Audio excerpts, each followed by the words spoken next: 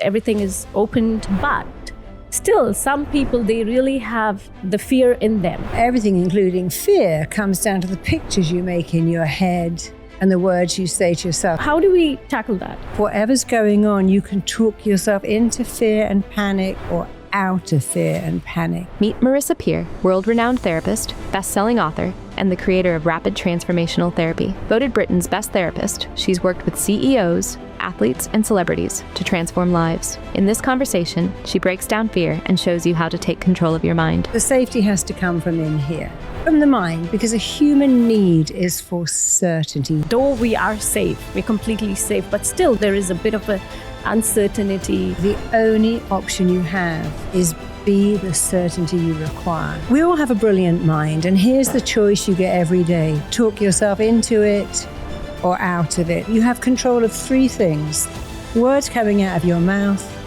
thoughts going through your head, and the beliefs you hold in here. Only 4% of what you worry about will ever happen. Just make your life as normal as you possibly can, but this too will pass.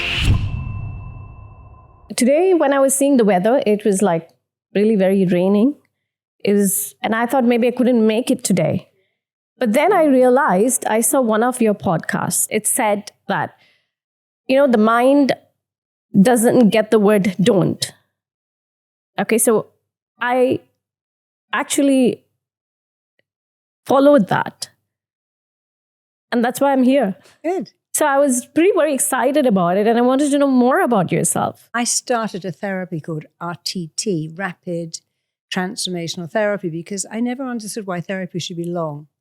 I always thought therapy should be like if I go to the emergency room with a broken leg, they're going to fix it. If I go to the dentist with a broken tooth, they're going to fix it. So all pain is the same, whether it's the physical pain of a headache or the emotional pain of I can't find love. But all pain is not treated equally. And I thought that therapy should be like going to ER. It should say, turn up with your pain, and I'm going to make sure you leave without it, or at least with less of it. Basically, talking to your own body. Well, talking to your body, talking to your mind, talking to yourself, yeah. We are in day 24 in the UAE, and everything is opened.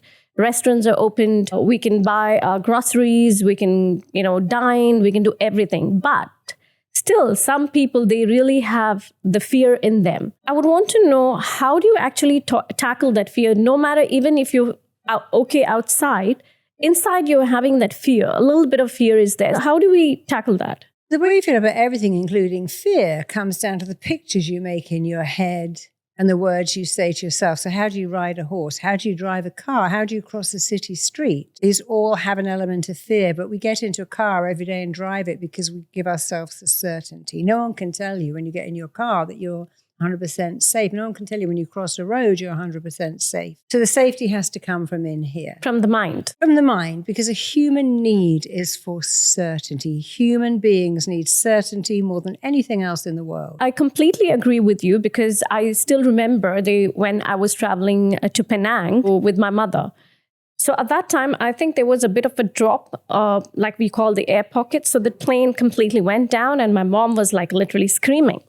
So that, when I saw her till date, I have that little bit of fear in me when we are having a little bit of turbulence. These days, the social media, everybody is exposed to everything. And even if we try to be strong, the kids, they tell us, okay, mom, it's not like this, it's like this. So how do we face that situation? I mean, small children don't know fear. I know that with a small child, they will walk straight up and up a window. They'll put their hand in a socket. They'll put a cockroach or a worm in their mouth because they don't know fear until we teach them. Older children do. They're online, but it's still up to you to go, no, it's not like that. I remember my daughter asking me what AIDS was. And I said, well, darling, that's not going to affect you. It's an illness, but it's not going to affect you. I remember on 9/11, I was driving the car and she goes, Mummy, there's a plane. Is it going to go into our house? I said, it can't go into our house. Our house is too low to the ground. It can only go into a building that's very, very high. She was only 8 or 9, but even if your kids are 14 and they're saying, look at this, you still have to say that does not affect you. We're safe. And you have to find every way you can to give them certainty. For instance, I'll give you an example. When I was diagnosed with cancer, I had to tell my daughter, and she was very upset. I said, look, darling, let's get out the computer. You see, this is one of the safest cancers to have. It's got the highest survival rate. So I had to logically tell her the truth. I'm not going anywhere. And even if it didn't have such a high survival rate, I would survive it anyway because I got a strong mind and a strong body. So it was my job to take away all her fear. She was at least 18 at the time. She wasn't a baby, but it was my job to say, no, whatever's going on in the world, you must make them feel safe. Right. Because even my mom was diagnosed with breast cancer. So, of course, she's doing good now. And, of course, it's more about the mind because she says, no, this is not going to affect me. This is going to be like this. But still, as her children, we still have that worry. Like, okay, so how do you think we, overcome that? We all have a brilliant mind. And here's the choice you get every day. Talk yourself into it or out of it. So let's imagine your mother's got breast cancer. I got womb cancer. The first thing, do some research. What are the statistics? What does it say? What can I do? Do I say, I've got cancer, it's going to happen? Or do I say, no, I can. I remember I was reading a magazine. I thought all of these things I could do. I could take the parabens out of my diet. I could take the glucose out of my diet. I could keep the electromagnetic frequencies away from my body. I could meditate. I could be calm. So I realized I had a lot of choice. So in life, whatever's going on, you can talk yourself into fear and panic or out of fear and panic. And there's a thing in the Bible that says, as I walk through the valley of death, I fear no evil. He went, no, I fear no evil. I'm the baddest person in the world. And he said, everyone's safe with me. And I was working on a show called Fit Club with a Marine, and Harvey won. And he said, everyone is safe with me. I'm a Marine. You're safe with me. And I also remember years ago flying from Los Angeles to London, we hit a terrible turbulence like your mother. And the pilot came on and he said, please don't worry. I happen to be British Airways' best and most experienced pilot. I do this every week. We're going to drop down through the turbulence. It's going to have 10 minutes at Disneyland. And it'll be fine. So we all felt safe because he was the voice of safety. Don't worry. I'm the most experienced pilot. You're safe. It's rather like a doctor who says, you're safe in my hands. I'm going to give you surgery, but you're safe. So other people do give us safety. Under an anesthetic, it's always a bit of a worry because you have no control. And we're all taught in the world that happiness is linked to how much control we have. But we don't have any control. You have control of three things: words coming out of your mouth, thoughts going through your head, and the beliefs you hold in here. There is no control. We can't control the traffic, the weather, other people. We can't even control our bodies because we'd never get sick or even tired. Everybody would say, what can I control? What I think, what I believe, what I say. So what will you give the advice for the people of UAE right now who are actually, witnessing this fear? And though we are safe, we're completely safe, but still, there is a bit of a uncertainty. Well, I would say look back over the last 30 years. What have we had? We had 9/11. We had SARS. We had AIDS. We had the last Gulf War. We had COVID. And in each thing, everything went back to normal. So look at statistically, only 4% of what you worry about will ever happen. And you can focus on what we call the worst possible outcome or the best outcome. It won't happen to me. I'm safe. I'm okay. This too will pass. So the first thing is create a little saying in your head. I'm safe. I'm safe. I'm okay. I'm okay. This too will pass. Maybe do some box breathing. Box breathing is designed to take all the cortisol out of your body. It was designed for soldiers in war zones who are full of cortisol. Box breathing means, we'll do it now. You imagine drawing a box. You breathe in to the count of 4. Now you hold it for the count of 4. And now exhale to the count of 4. And hold it to the count of 4. So this box breathing takes cortisol out of your body. Right. And you don't want to have any cortisol in your body. So you have to think, okay, I've got on the news, I'm panicking, I'm stressing. What am I doing? I'm filling my body up with cortisol, which is a precursor to illness, is inflammation. You don't want that. Be chilled, be relaxed. There's no point in watching the news constantly or reading the paper or scrolling on your phone. Live your life. Just do what you've always done. Get up, take your kids to school, go to work, meet your friends, have dinner, Just make your life as normal as you possibly can. Remember, this too will pass. How have you been in this last 24 days? I was actually in Mexico and I flew to London, had lunch with my friend on a Friday and woke up on Saturday to the news. And you're still back here? And then I was due to fly back on Tuesday. All the flights were cancelled. But I felt safe to come back. I figured they wouldn't possibly put on these flights if it wasn't safe. I mean, what airline would do that? I mean, I couldn't imagine Emirates would fly a flight into Dubai if it wasn't safe. So I came back and I wanted to come back. This is my home. I love it here. I love what you said. This is my home. It's my home. I love it here. All my friends are here. My life is here. My pets were here. Why did you make this place as your home? You know, it's a strange thing that brought me to Dubai. I was living in Los Angeles. I'd gone to London for Christmas. I got run over while I was in the UK and I had 16 fractures in my leg. I actually got run over in a pedestrianised street. Out of all the places to be run over, it was a street. Where was this? In Portobello Road. It's a very famous market and it doesn't have cars on a market. But anyway, I got run over. I'd been booked to speak at the World Government Summit 8 months before and there was no way I was cancelling it. So I flew out here to speak at the World Government Summit and I had a second job, one at the beginning of Feb, one at the end. And by the end of it, I was thinking, you know, we should move here. I lived in Los Angeles. I loved it. It was very like Dubai, sunny, warm, open spaces, but it had a lot of crime. I didn't feel safe. So after spending a month here, arriving with no intention of moving, by the end of the month, they said, we're moving here. There were 5 things that moved me here. The first thing was the opportunities. Many schools, they said, please come and we'll put your children's program into the school system in Dubai, and that's happening. People welcome you with open arms. We like your program, bring it. So I loved that you can get immediacy. They're very here. supportive. Yeah, so the immediacy and the support was a big thing. The second reason I moved here was the tremendous safety. Since I moved here, I've never locked my car. I've never locked my door. Sometimes I'm out and I get a note saying, hey, I'm a delivery. I go, oh, just open the door, put it in the hall. You have a lovely place though, but then I'm just seeing that there are a lot of mirrors out here and it says, I'm just enough. So I'm just thinking that maybe it's that you always see yourself in the mirror and you just keep saying that you're just enough. Yeah, well, I have a book called Mark Your Mirror and Change Your Life. And the philosophy is write I'm enough on every mirror, because in the morning, especially for women, but men too, we do our hair, we clean our teeth, we look in a mirror. And if it says I'm enough, you remember, oh yeah, I'm enough. It's a reminder. You could also write it on your fridge. You can write it on your cushions. I have all these bracelets that say I'm enough. Oh, it's just a reminder all the time. So it's reminding you that you're enough. So when you look in a mirror, or indeed look on your fridge, I might have it on cushions too, but I have I'm enough all over my house because I created something called the I'm enough movement again for schools. So the schools I work with have the children make a plaque for their desk or a little piece of art that says I am enough. And I did it because the common issue we all share is I'm not enough. I'm not worthy enough, interesting enough, attractive enough, skilled enough. There are so many ways to feel not enough, but the truth is you're enough.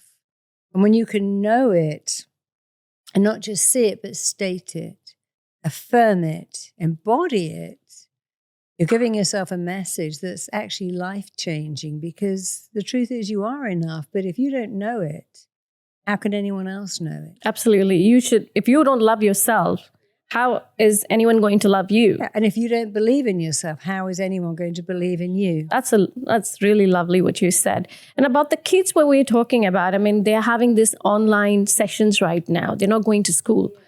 I think another 2 more weeks to go they're going to do everything online. But I know it's not very healthy, but we have no choice left. But how do you think is this going to affect the kids? One of the whole points of going to school is you go to school to socialize. You don't just go to school to learn. You go to school to meet other kids and to socialize. So online learning takes that away. It's like so many of us work from home. And as human beings, the thing we need as well as certainty is connection. But if they haven't got people, they become mentally ill at a level that cannot be repaired. But don't you think like these days, like a lot of things is about people are hooked onto their iPads, hooked onto the... disconnecting a whole nation. So they are completely disconnected with the people out here. Yeah, and then we wonder why we've got the highest rate of depression and suicide in young teenage That's men. why those days, I think our parents were doing much better, because they had only connections. Like even today, If you need to send a birthday greetings, it's just on WhatsApp. Yeah, well, our great-grandmothers got up and they went to the butcher, the baker, the vegetable shop. They spoke to their friends, and now we just get our app and it's all delivered. But again, we have a choice because we can still go down. We don't. We don't. So what do you think we should do? You must look at your life and say, okay, I was born hardwired to find connection. What am I doing in my life? The truth is, you could live in your house and never go out for 50 years, get everything delivered, and you would live, but at a great cost. You'd be like a prisoner in solitary confinement. So you have to make a choice. If you are not choosing connection, you're choosing disconnection. If you're not choosing to go out and speak to people, you're choosing disconnection. And I used to have an advice column. People would write to me and go, I've just moved and I'm so lonely. What are you doing about it? Well, nothing. But it's your choice. If in a little village, you need to join every single club, offer to babysit, offer to walk someone's dog, go and use the local hair salon, not because you need it, because you want to meet people. So put yourself out there. People will not come to you. You must go to them. You have to be the change you need so much. So we have an epidemic of loneliness. But I think here, I don't know, I see most of the people, they just wait for others to come. But there's so much to do here. But again, you have to go get out of your comfort zone.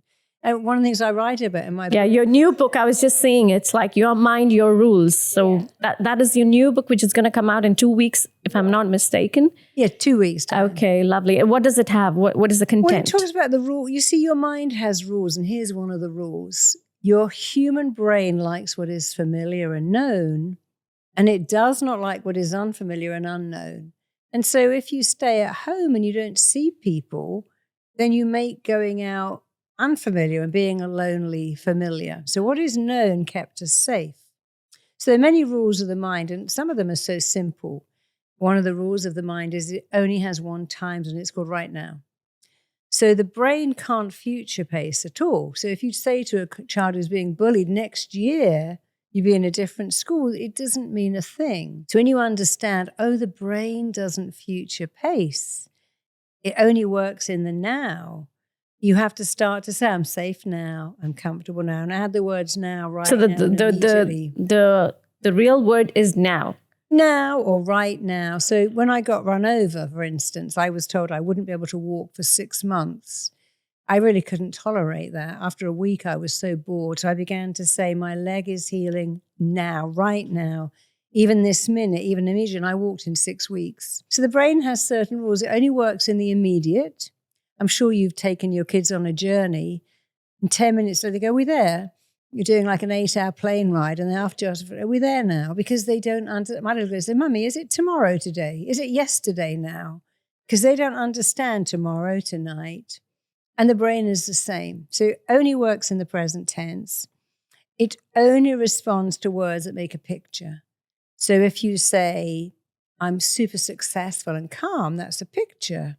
And it gets things wrong a lot. So if you say, I'm trying to fall asleep, or I'm trying to go to sleep, there are 3 words in that sentence that are wrong. Trying implies failure. I wouldn't say to you, hey, try and pick up that piece of paper. Try and speak into the microphone.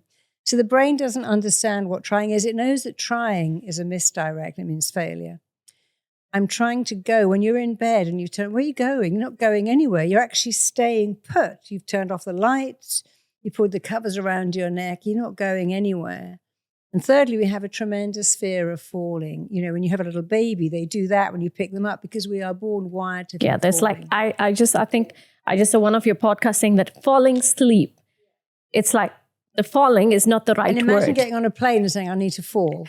Oh God, So that's horrible. we have to understand that with the best intentions, we really confuse our brain. I'm trying to go and fall asleep. 3 things there confuse you. It's like saying, I want attention. Well, what for? You can get attention for having a nervous twitch, which you wouldn't want.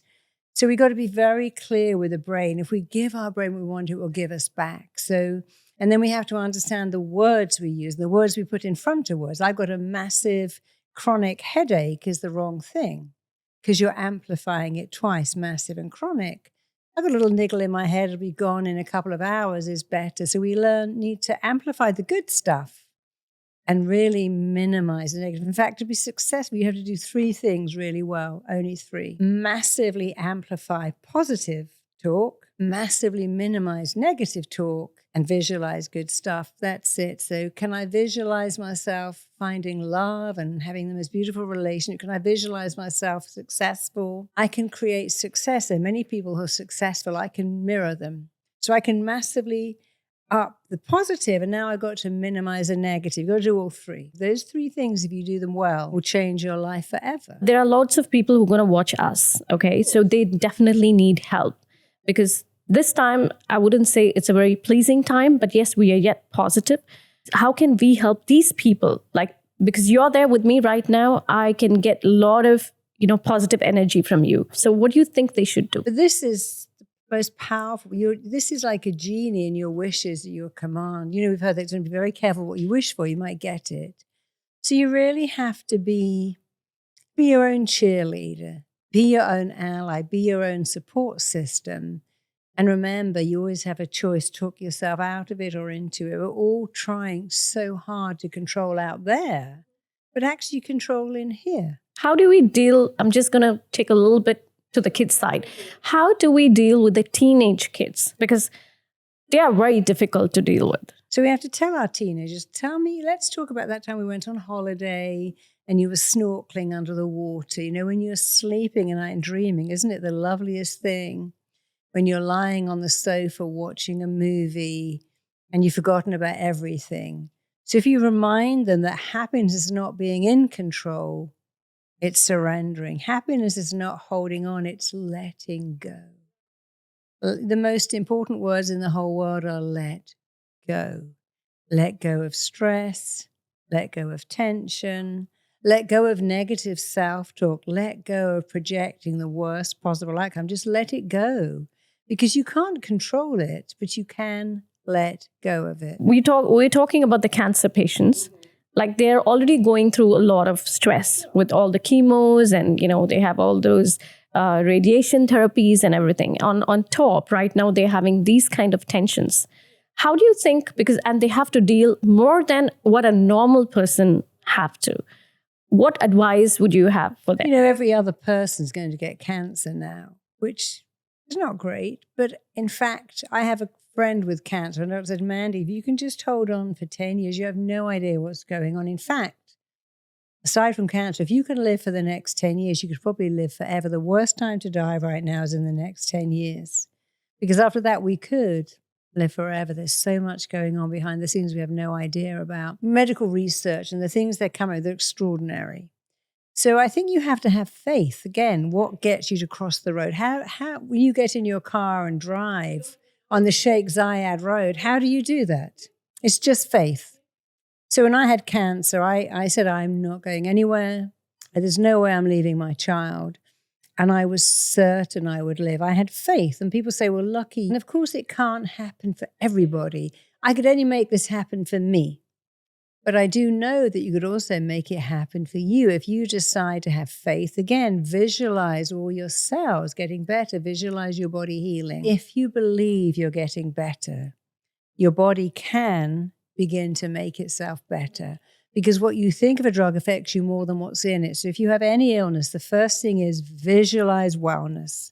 When I was going through it, I had a little expression. I said, my body is a wellness-making machine. It does wellness, only wellness, always wellness. And I told my body, I have faith in you. You have a line of defense. And we know the immune system reacts very well to calm, positive, laughing, joy, and it reacts very badly to stress and tension and worry. So we know that we can affect our own immune system. We can affect the cells in our body. In fact, your psychology talks to your biology every day. And every thought you think, every word you say, every belief is affecting your physical body right now. So although cancer is a terrible thing to hit anybody, you're not helpless in the face of cancer. There's a lot you can do. Visualize wellness, read some great books on wellness, take parabens out of your life, take sugar out of your diet, don't sleep with your phone by your bed, get the cortisol out of your Yeah, body. the most important is they need to follow all these things, you know. One of the things I talk about in this book a lot is that the brain can't hold conflicting beliefs or conflicting thoughts. If you have a thought, I want love, but I couldn't cope with being dumped. I want success, but I'd be a terrible parent. I want to be fit, but I couldn't live without pizza. Now you're driving into 2 lanes simultaneously. And when the brain's confused, it doesn't move, it stays still. So what you link pain and pleasure to, you can't link pain and pleasure to the same thing. I want to be fit, but I hate the gym. I want love, I couldn't bear to be dumped. When you say I want it, but, change the but to and. I want love and I'm going to pick someone that will stay with me forever. I think the words are very important. Yeah. You need to construct your words. Oh, sure. Yeah, so that the mind... Because every time you say but, you're putting in a but. But if you say, I want to be a career woman and an amazing mother, is there a way to do it? Absolutely there is. I still remember when we were like, we're about to shoot today. So they were like, okay, are we going to do today? I said, yes, we are going to do today. Because that was after I watched your podcast. I didn't want to say, okay, it's raining, but, I didn't want to use those words. So you said it's raining and? Yeah. So if you simply switch the word but to and, you can change your life.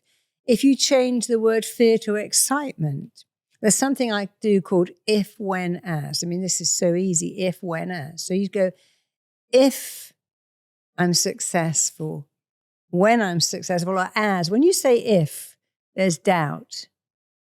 When you say when, it's in the future. When you say as I become successful, it's now. If I find love, when I find love, how about as I find love and love finds me, as I make this beautiful baby and have the joy of raising a child. But when you say if I have a baby, you've put uncertainty in it straight away. And if you say when, it's out there, and we know the brain doesn't future pace. So every time you say if or when, switch it to as. Every time you say but, switch it to and. When you say fear, say excitement. The brain cannot tell the difference in what's fearful or exciting. It doesn't know what's real or imagined. It actually can't tell the difference. It's why when you watch a terrifying show, you feel too scared to get off the couch and go to bed. But you can use these to your benefit. If the brain doesn't know what's real or imagined, imagine great stuff. There's something which I want to share. So I had my makeup done. So I have glaucoma on my left eye. So whenever I have this, the kajal to put inside my eyes, it tears always and it completely, messes up the makeup. But before that, I was just like, I was coming to meet you. So I wanted to see exactly like what is there in the podcast, what you've explained. So when I listened to it and I just said, today, it's not going to happen. It's going to be really good. And I'm going to have a very good blast, very good time. And imagine I'm here right now enjoying the conversation with you. And I'm seriously telling you, like, I would definitely, if you have any time, any space for me, I would definitely want to, be your... Well, let me help you. When you have 2 of something, 2 eyes, 2 legs, 2 arms, 2 hands, and one of them is not working, you use the other. So when I got run over, I had 16 breaks in my left leg. I would lie in my hospital bed and say, I command my left leg, choose my right leg as a model and to fix itself. And the brain loves what I call military type language, saying, oh, I wish my left leg would get better. I hope it does. I'm praying. That's giving away your power. I said, I command my left leg, use my right as a model. So did you say it's your left eye? Yeah, my left eye. So you say every day, I command my left eye to use the right as a model and to go back to its original coding and to work perfectly. I command my left eye to use the right as a model and to go back to its original coding and to work perfectly as it used to do, because your brain can remember before you had it. So you can take the brain back and command it. It's called command cell therapy. There's a whole chapter in the book about how you can command your body. I'm going to buy that book for sure. Oh, please do. I'd give you a copy. It's the only one I've got. Thank you. Thank you so much. Because you have one perfect eye and one not, your brain will use the perfect eye as a model. And I know it works because I had a girl who had 2 different sized breasts. One was normal, one was undeveloped. They said, we're going to give you an implant, but there'll be different shapes. The implant will be up here, the other one. She said, I don't want that.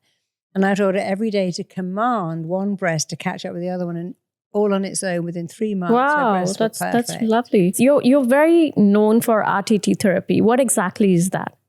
Well, RTT is very simple. It works on the simple premise: find the pattern, understand the pattern, change the pattern. When you think of the current situation, tell me immediately, if I could look into your head as you talk about it, what are the words you're using to describe it? As you think about the current situation, tell me the thoughts you think. Concerned. Concerned. Yeah, What okay. are you concerned about? Concerned about how long this is going to go. It is a war.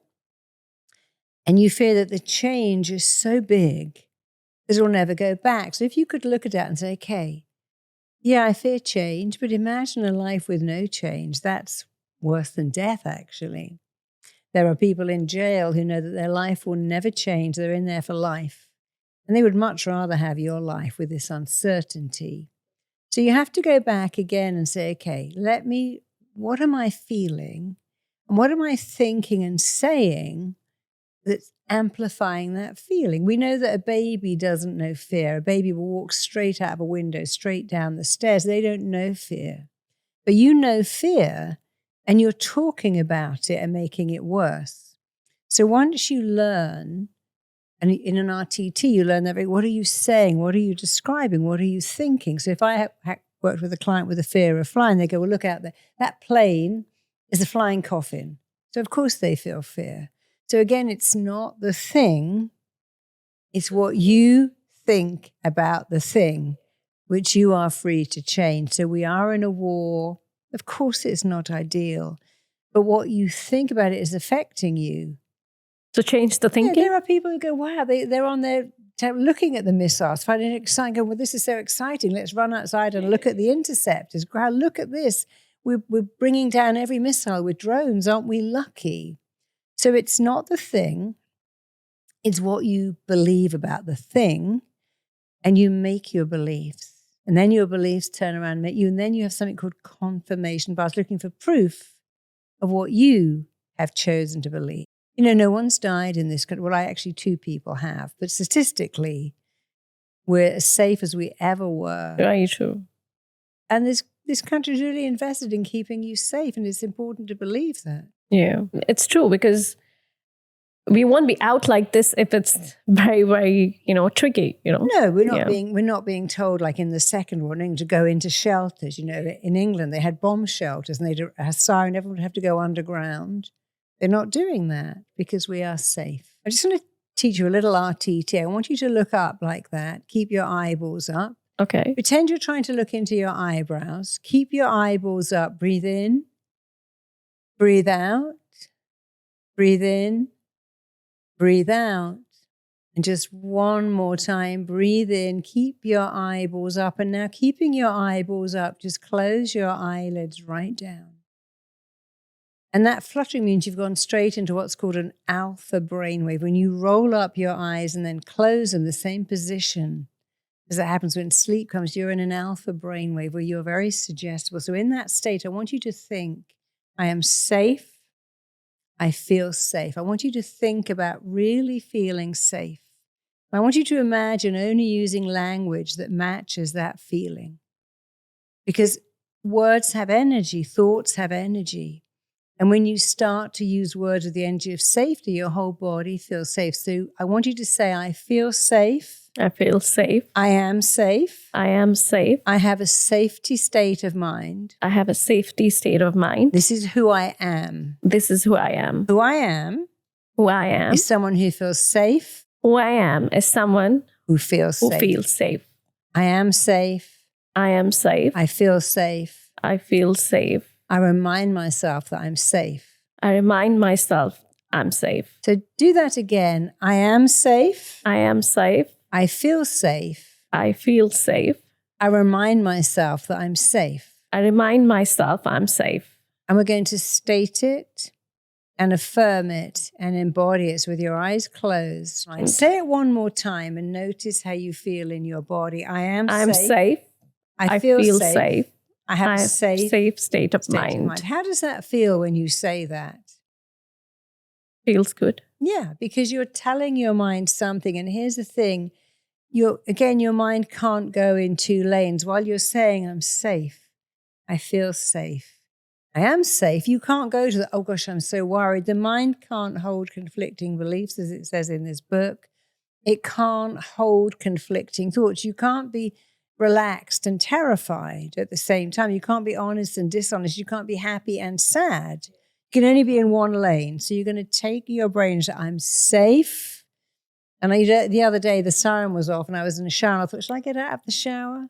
Because I thought, no, I'm safe. I'm safe. I'm going out. And I didn't run away from the shower. I think, oh my God, I'm showering in a glass window. I mean, look here, the whole house is glass. There isn't really anywhere to go in this to get away from glass. But I feel safe. It's in me.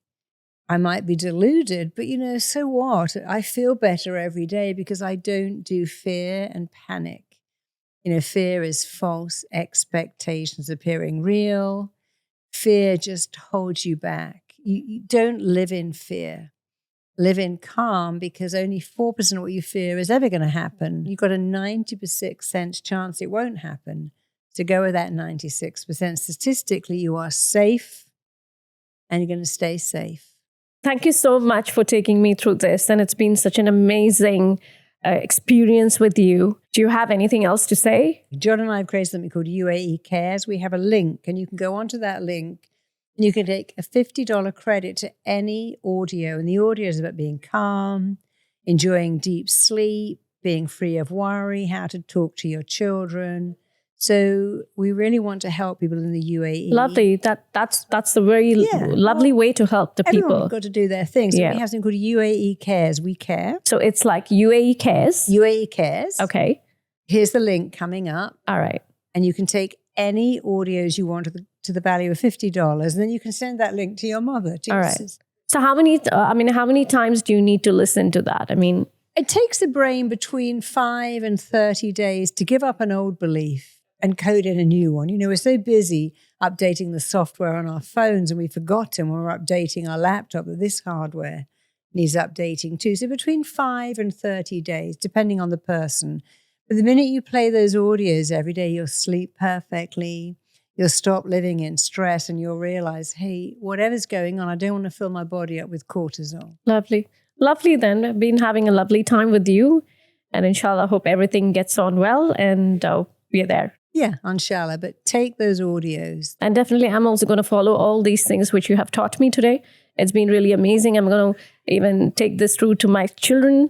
And I think we're going to have, and definitely we'll have a different change in our lives for sure. Thank you so much. Fix your eye in 20 days easily. Lovely. Thank you.